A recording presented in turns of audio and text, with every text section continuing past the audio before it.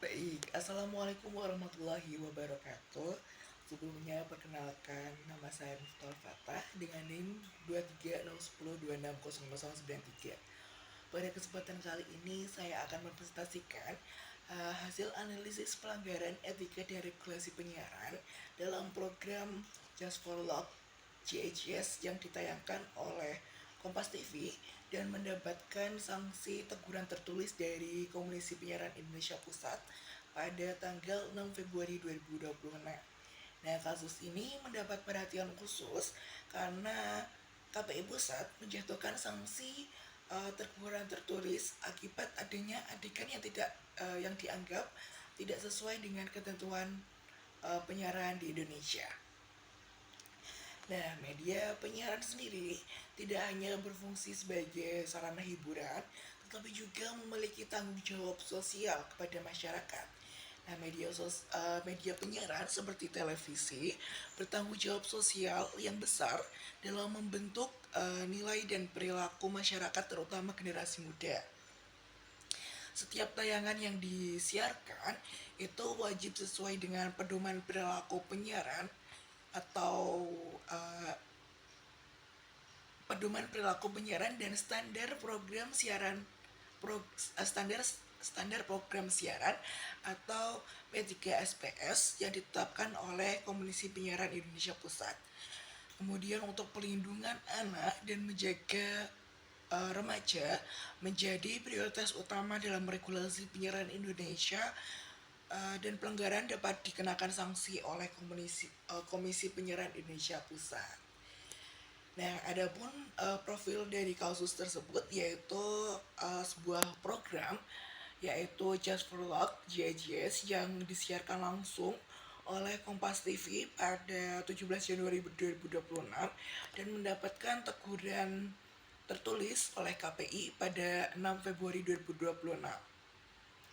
Nah, jenis sanksinya yaitu berupa teguran tertulis dari KPI Pusat. Nah, kronologisnya itu pada tanggal 17 Januari 2026 pukul 8.40 waktu Indonesia Barat, KPI menemukan adanya tayangan adegan ciuman bibir antara seorang laki-laki dan perempuan dalam program Just for Love JGS yang ditayangkan oleh Kompas TV. Nah, program tersebut memiliki klasifikasi RBO atau Remaja Bimbingan Orang Tua. Setelah dilakukan pemantauan dan pembahasan mendalam lagi pada rapat pleno KPI, Kompas TV dijatuhi sanksi administratif berupa teguran tertulis pertama pada 6 Februari 2026. Nah, dengan pelanggaran tersebut, adapun analisis pelanggaran etika yaitu tidak memperhatikan norma kesopanan dan kepatuhan dalam tayangan yang dapat diterima oleh masyarakat. Nah, media penyiaran sendiri itu wajib menghormati nilai kesopanan dan kesusilaan yang berlaku dalam masyarakat Indonesia. Karena seperti yang kita tahu, masyarakat Indonesia sendiri sangat menjunjung tinggi nilai kesopanan dan kesusilaan. Nah, dalam kasus ini dapat dilihat bahwa adegan ciuman bibir itu mengandung unsur seksualitas yang tidak layak ditampilkan dalam klasifikasi program yang dapat diakses oleh remaja, apalagi dengan klasifikasi RBO, yaitu Remaja Bimbingan Orang Tua. Nah, terus kurangnya memperhatikan perlindungan remaja sebagai penonton yang rentan terhadap konten yang tidak sesuai usia. Nah, lembaga penyiaran itu memiliki tanggung jawab untuk memastikan setiap tayangan itu aman dan layak untuk bagi semua kalangan, khususnya kalangan anak dan remaja. Dengan adanya kasus tersebut ataupun tayangan tersebut itu membuat suatu lembaga itu tidak memiliki tanggung jawab sosial gitu atas apa yang disajikan, tidak sesuai dengan tanggung jawab sosial media dalam menjaga kualitas dan dampak tayangan bagi publik. Nah, meskipun program tersebut adalah secara programnya tuh secara hiburan tanpa dialog, tapi isi visualnya tuh harus tetap memenuhi standar etika penyiaran gitu. Jadi apapun jenis programnya itu harus sesuai dengan standar program yang ada. Kemudian analisis regulasi. Nah, berdasarkan hasil analisis yang Fata lakukan sendiri, program tersebut itu melanggar beberapa pasal dalam P3SPSS. Pelanggar tersebut berkaitan dengan norma kesopanan, perlindungan anak dan remaja, serta klarifikasi usia klasifikasi usia program siaran.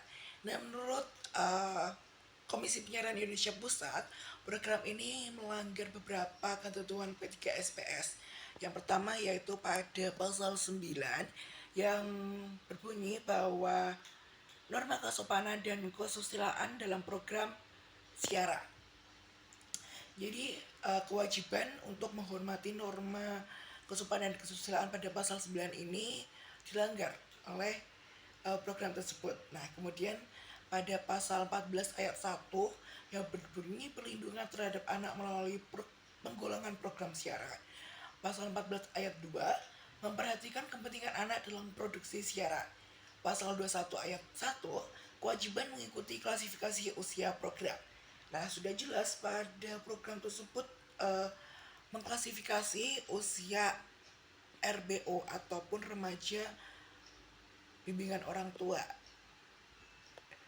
Dengan pelanggaran asusila tersebut pastinya sudah melanggar aturan-aturan pada P3SPS P3SPS itu sendiri. Maka dari itu banyak sekali pasal-pasal yang dilanggar. Kemudian dari KPI sendiri menjatuhkan sanksi tertulis oleh Kompas TV dan program siaran Just for Luck JIA sendiri. Nah, untuk SPS sendiri yaitu standar program siaran itu pada pasal 15 ayat 1 yaitu tentang larangan adegan yang tidak sesuai dengan norma kesusilaan. Nah, pasal ini melindungi kepentingan anak dan remaja. Dengan adanya adegan ciuman tersebut itu membuat melanggar aturan pada pasal 15 ayat 1. Kemudian pada pasal 18 huruf G yaitu larangan menampilkan adegan ciuman bibir dalam muatan seksual. Nah, larangan ini sudah tercantum dalam SPS yang dimana secara gamblang tanpa melalui sensor dalam lembaga penyiaran dari Kompas TV sendiri itu menampilkan secara jelas adegan ciuman bibir antara laki-laki dan perempuan.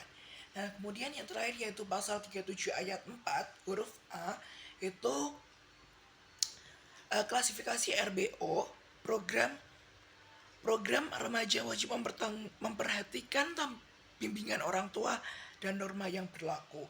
Nah, program klasifikasi remaja ini tidak boleh menampilkan perilaku yang dianggap tidak pantas dan dapat ditiru. Dalam adegan ciuman yang dilihat dinilai sangat tidak sesuai dengan norma etika dan asusila, maka makanya berpotensi untuk merusak perilaku dari pemirsa yang menonton. Kemudian apa sih dampak bagi publik? Dampak negatifnya tentu saja berpotensi mempengaruhi perilaku dan pola pikir remaja. Kemudian menurunkan kualitas pelindungan anak dalam tayangan TV serta menimbulkan normalisasi perilaku yang tidak sesuai norma. Nah, dengan lolosnya tayangan adegan seksualitas tersebut dalam salah satu televisi di Indonesia itu menimbulkan banyak pertikaian, apalagi sesama dengan lawan jenis. Hal itu adalah melanggar norma etika dengan masyarakat mayoritas memiliki beragama yang tinggi. Dengan adegan tersebut dapat merusak moral bagi kalangan anak-anak dan juga remaja. Apalagi program ini merupakan program hiburan yang dikhususkan untuk anak-anak remaja. Dengan tayangan tersebut pastinya akan membuat dampak negatif bagi penontonnya. Kemudian dampak positifnya apa? Dalam suatu kegiatan, suatu perilaku pastinya adalah dampak positif yang bisa kita ambil. Yang pertama yaitu bisa menjadi bahan evaluasi penting bagi media penyiaran. Dengan kekurangan ataupun ketidaktelitian sensor pada penyiaran lembaga tersebut, membuat suatu lembaga tersebut pastinya akan memperketat lagi aturan dan juga sensor mana yang harus bisa ditayangkan ataupun maupun yang tidak bisa ditayangkan, khususnya dengan adegan-adegan yang tidak sesuai dengan norma-norma dan aturan yang berlaku. Kemudian meningkatkan kepatuhan program TV terhadap regulasi P3 SPS KPI. Nah, dengan adanya teguran tersebut membuat lembaga penyiaran yang menyiarkan tersebut dalam artian yaitu program Just for Love yang ditayangkan oleh Kompas TV ini menjadi patuh ataupun lebih memperketat aturannya, kepatuhannya kepada aturan yang berlaku. Yang terakhir yaitu mendorong kesadaran industri akan tanggung jawab sosial. Dengan adanya suatu lembaga penyiaran itu menjadi tanggung jawab industri atas untuk mempertanggungjawabkan atas program siaran yang disiarkan begitu. Nah, rekomendasi yang bisa disampaikan yaitu yang pertama yaitu memperketat proses sensor konten sebelum penayangan. Yang kedua, meningkatkan pengawasan editorial secara berkala, kemudian menyesuaikan isi program dengan klasifikasi usia penonton, memberikan pelatihan regulasi penyiaran kepada tim produksi, serta mematuhi pedoman perilaku penyiaran dan standar program siaran P3 SPS KPI secara konsisten. Nah, dengan rekomendasi dan analisis dampak tersebut dapat disimpulkan bahwa Just for Luck CIGS mendapatkan teguran tertulis dari KPI pada 6 Februari 2026 atas pelanggaran adegan ciuman bibir yang tidak sesuai dengan norma penyiaran. Kasus ini menunjukkan bahwa pelanggar penyiaran itu tidak hanya terjadi pada program berita ataupun talk show saja, tetapi juga dapat terjadi pada program hiburan. Program tersebut melanggar P3SPS KPI serta tidak memenuhi tanggung jawab perlindungan anak dan remaja sebagai penonton. Nah, kasus ini menjadi pembelajaran bagi kita semua bahwa seluruh lembaga penyiaran untuk senantiasa mematuhi regulasi demi menjaga kualitas siaran yang bertanggung jawab. Nah, mungkin itu saja yang bisa Fatah sampaikan. Mohon maaf apabila ada tutur kata yang kurang berkenan. Fatah akhiri. Wassalamualaikum warahmatullahi wabarakatuh.